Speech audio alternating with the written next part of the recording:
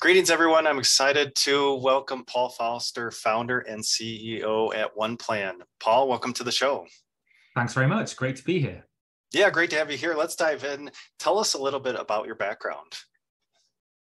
Yeah, so my kind of trade is actually crowd science. So I worked on now 6 Olympic Games and multiple other events. So doing a lot of work around how people arrive and depart and move around at events. And when you think of that in an Olympic and Paralympic Games context, obviously that's a lot of people, and keeping them all safe is a big job. So I had a big role in London 2012 Olympics where I was overseeing the people movement external to the Olympic Park. So moving 250,000 people in and out of the park each day. And yeah, huge kind of operations. I've also done work with Interpol as well, advising on kind of people movement for gold and silver police commanders when they have major events come into their cities or their countries. So yeah, that's my kind of real background in crowd science. I was always very frustrated with how events are planned mainly in PowerPoint, to be honest. So people cutting and pasting from Google Maps or from AutoCAD and then planning all their overlay and human resource and science and wayfinding where the bins are going to be, all in kind of PowerPoint. So I really wanted to move away from that, and hence why I set up OnePlan.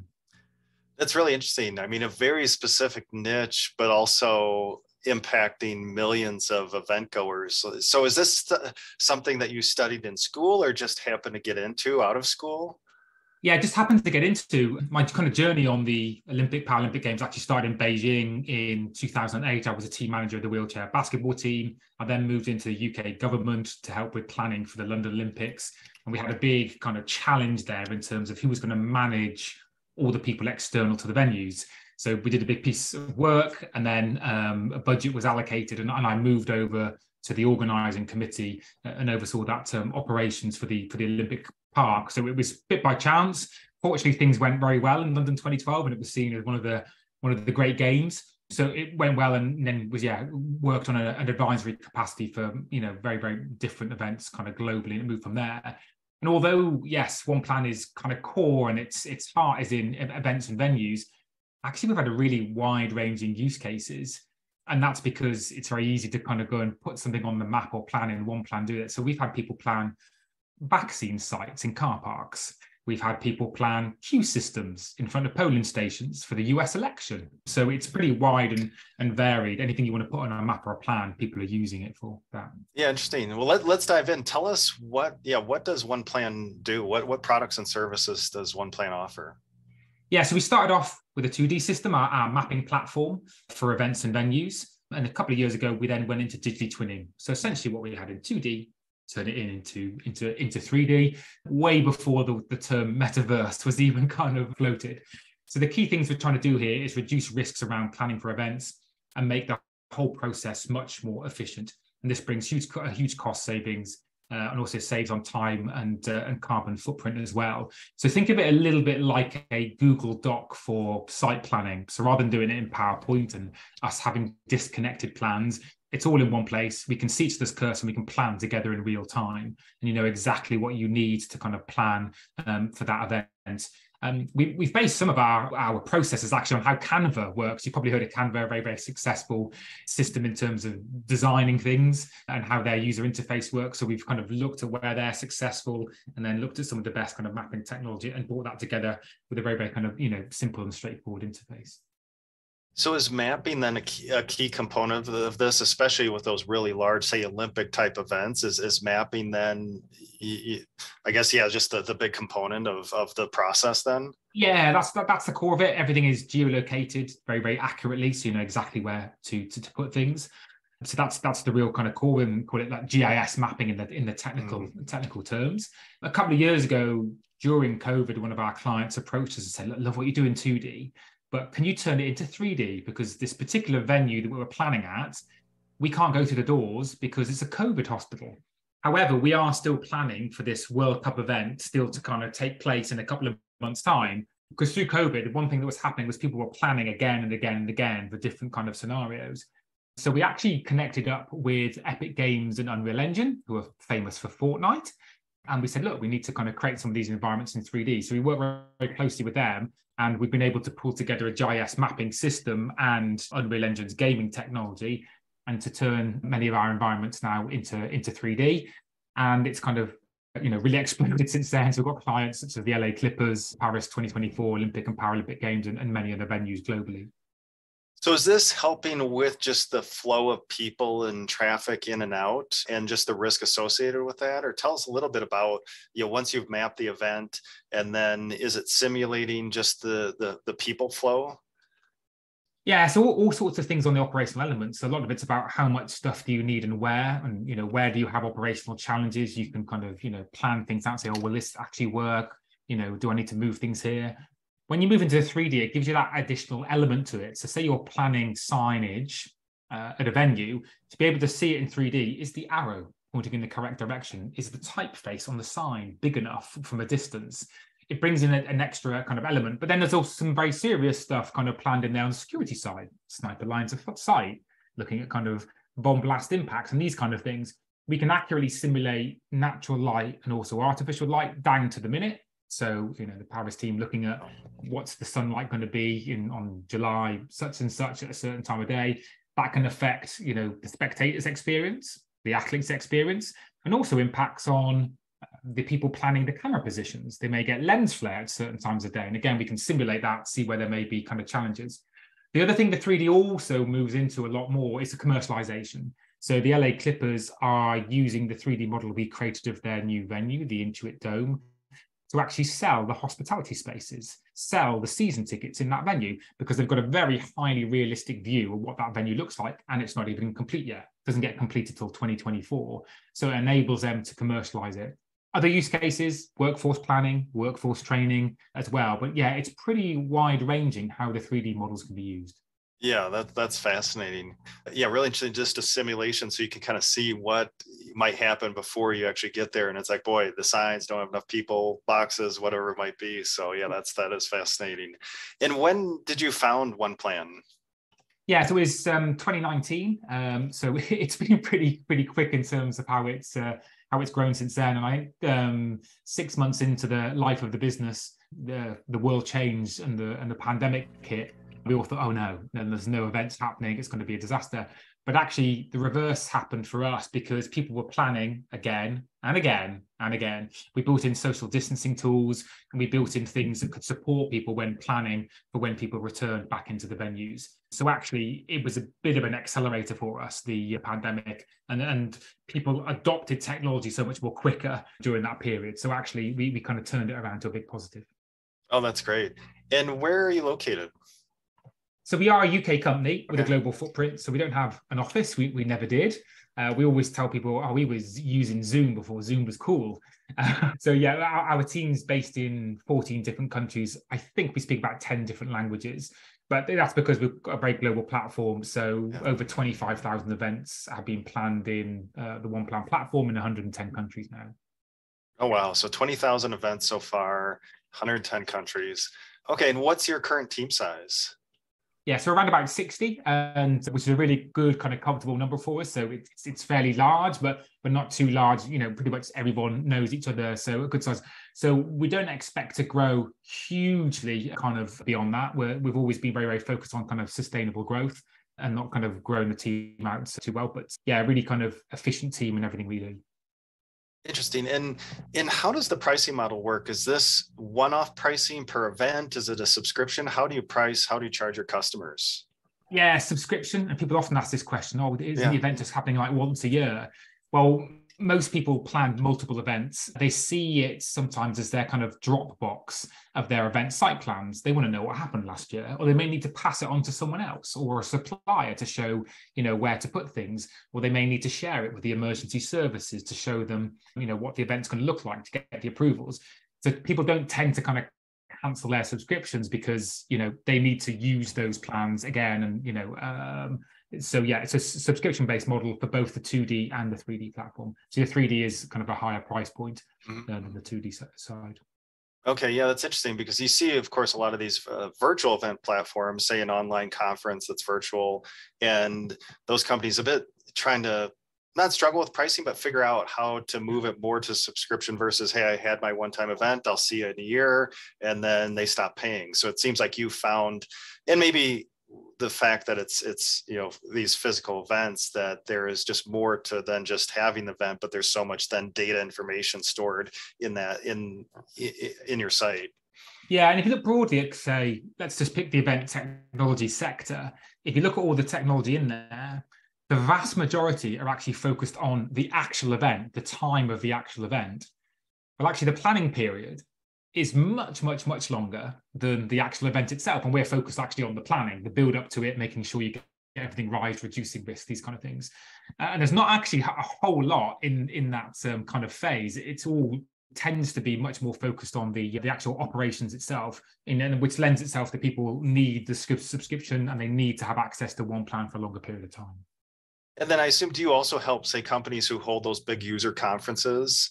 Is that also applicable to your platform? Yeah, so we're starting to move into the conferencing sector. So a very, very large conference centre in London, which I would say most people would guess who it is, starting to kind of work with and doing kind of 3D visualizations there, actually helping them to sell the space, operationally plan, security, all the various use cases that we discussed earlier. So it is a sector that we're now starting to move into. Okay. Yeah. Interesting. I'm guessing you don't just, cold call up the Olympic committee and say, hey, do you want my platform? How are you finding your prospects and customers? Yeah, that was definitely a longer kind of process of influence and things. We're actually an official partner, and we're the first startup to ever be Olympic Games partner, and the category didn't exist until Paris. So there was a lot of work kind of happened kind of behind the scenes. But yeah, in terms of how we bring new people into OnePlan, some people will see an advert come in. Because on the 2D side, you can start using it today without even having to put your email address in, and it's free to access, to have, play mode, we call it, to have a play around with it. And then we do particularly well on kind of Facebook advertising, actually, because a lot of event planners, they will advertise their events on Facebook. So that's where we can kind of engage with them. But yeah, we're constantly testing the best kind of places to go to kind of advertise. Conferences are quite successful for us. In the early days, we're going to attend everything, but now we're kind of quite specialist. So we tend to go to quite niche conferences and events to pick up the people that we're really targeting. And is there a certain minimum as far as the size of these events? Does it have to be millions? Is it thousands, hundreds? Any kind of minimum size that's a fit for your platform? No, not at all. There's quite a few thousand people who've probably planned their weddings in OnePlan, to be honest. So yeah, it does. It really does kind of range. Queue systems in front of polling stations, which I mentioned earlier, but then all the way up to Olympics. So yeah, it's very flexible in terms of how it can meet the needs of a small organisation, maybe a city authority or a council, up to a Olympic Games committee. Okay, interesting. And how much capital have you raised to date? Yeah, so far we've raised £13 million across a couple of funding rounds. The most recent one, we brought in two strategic partners who invested, which is Variance Capital, based out of New York, and then Elysian Park Ventures as well, who are based in LA. So yeah, big kind of focus there on sport and venue sector for us. But the other sector we work really well in is actually festivals. Okay, so £13 million raised so far. And the most recent event, it looked like, was it £5.3 million? Was the most recent correct, fundraising? Yes. Okay. And no really characterization of those rounds, but how would you characterize these, kind of a seed and then Series A, or how are you thinking about your fundraising strategy so far? Yeah, so I think our fundraising strategy, because people sometimes say, why don't you just raise loads more kind of money? And I think what we've always tried to do is go in a really sustainable way. So bring in the money, well, what do we think we need over the next couple of years? What's the milestone we actually kind of want to get to? As I mentioned before, we probably could have gone out and raised, 25 million, massively grown the team, but we just don't think that was a kind of a sustainable way of doing it. And maybe, we massively increased the cost, but actually is the revenue going up to kind of match that? So we try to do it in a sustainable way, look at exactly what we need, and try to kind of really be really focused as well. So yeah, hence why there haven't been huge rounds. But yeah, we're kind of, I would say, we've called a couple of rounds. The probably Series A we're at. Potentially we may go for another funding round in the future, maybe kind of a growth equity. But yeah, it all depends on where we get to by end of this year. Yeah, so I think it goes on a need basis rather than saying, right, we will go and do a growth activity. We will then do a Series C. We will then do a Series D. Let's see where we are and kind of assessing that.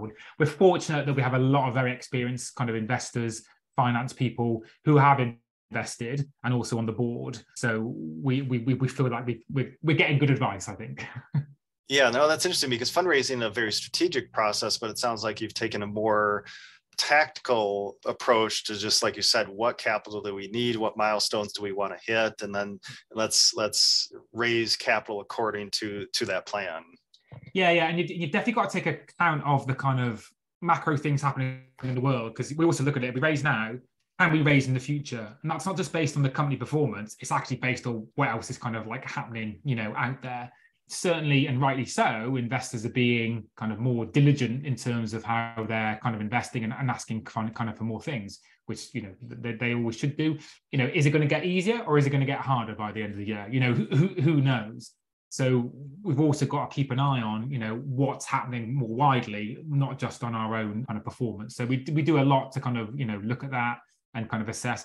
And we keep in touch with a lot of investors who aren't our own investors, who are kind of out there in the market, and we speak to them going, okay, what's happening? How are things kind of going? What should we be aware of? So we try to keep our kind of ear to the ground as much as we can.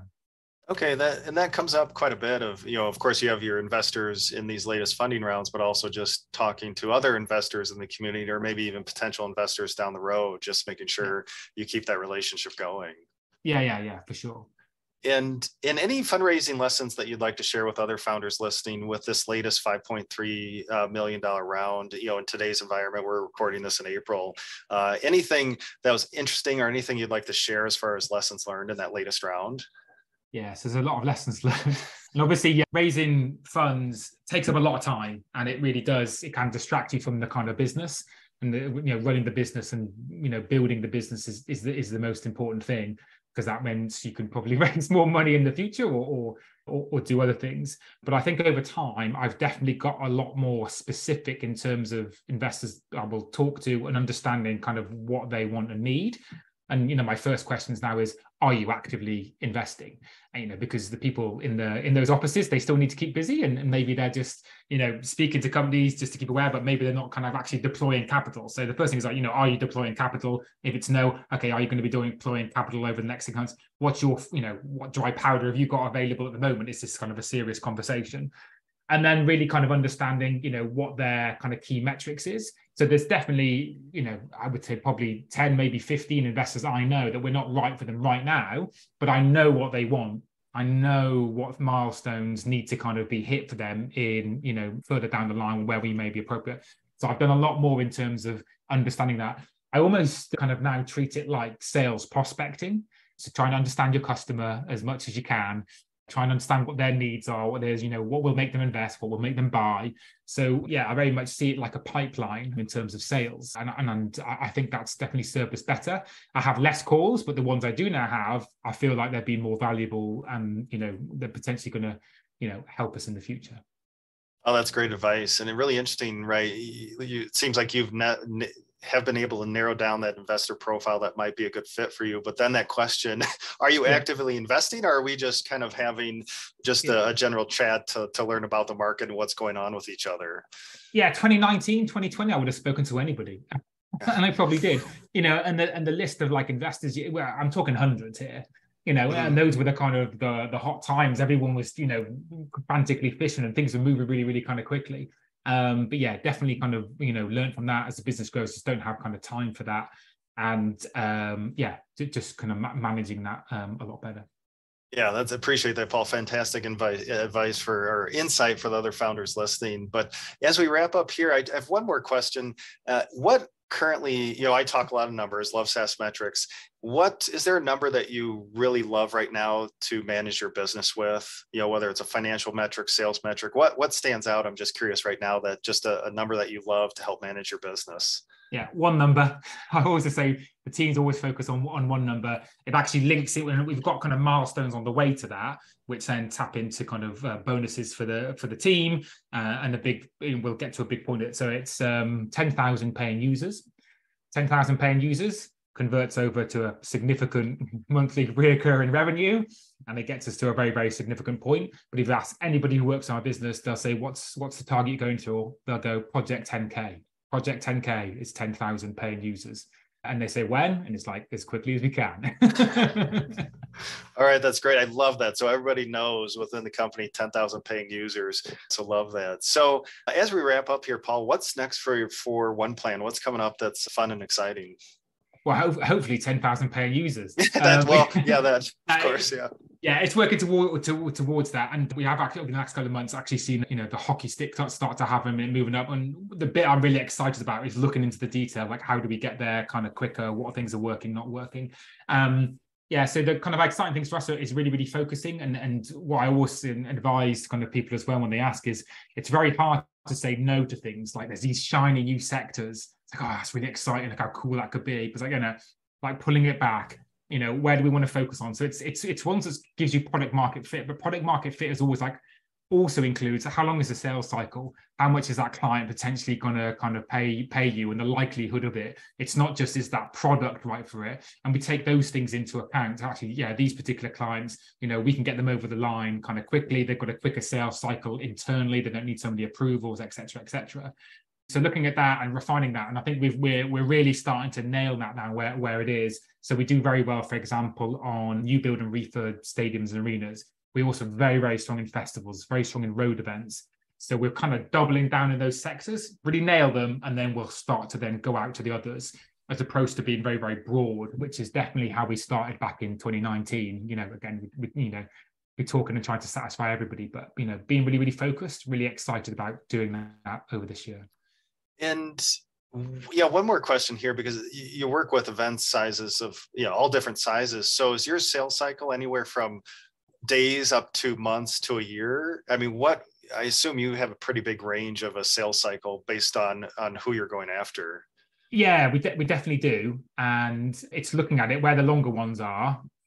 Sometimes it's a tender process, not very often, but sometimes it can be that. And it's like, right, is that worth it? It's big effort to kind of get all that together to work it. Is that worth kind of do it? And some of them start off small, but then, we've got clients who started off with 2 users, and then they've converted up to 45, 50. So again, it's identifying where are those ones where there is real potential for growth. And for me, that's where the sales part of it doesn't finish once they first paid the first monthly subscription. Actually, as much of it is afterwards about nurturing that relationship. Hey, is anybody else going to be benefit from that? Who else are you sharing this with? There's kind of that, when we call it customer success, but the customer success, are also internal salespeople as well. It sounds like then expansion revenue is a big piece of your growth, where you get in a couple users and then expand that into a lot of users, more events coming through your platform then. Yeah, I would say in terms of the revenue, it's an equal split between new and growing the existing. Okay. Yeah. Interesting. So many questions I asked, but I really appreciate your time today. So as we wrap up, Paul, if listeners would like to learn more about your company, where should we send them online? Yeah, so come and see us across at oneplanevents.com. You can follow us on social media, and anybody, feel free to kind of connect with me on LinkedIn. Always happy to kind of talk about our journey so far, share ideas, and for me to learn as well from other people's journeys. But yeah, please feel free to kind of connect in with me. That's great. Well, really appreciate your time today, Paul, sharing your background and that insight, those fundraising lessons, great lessons learned there. So again, Paul, appreciate your time and sharing your story. Yeah, no problem. Thanks very much for the invite. Thanks, Paul.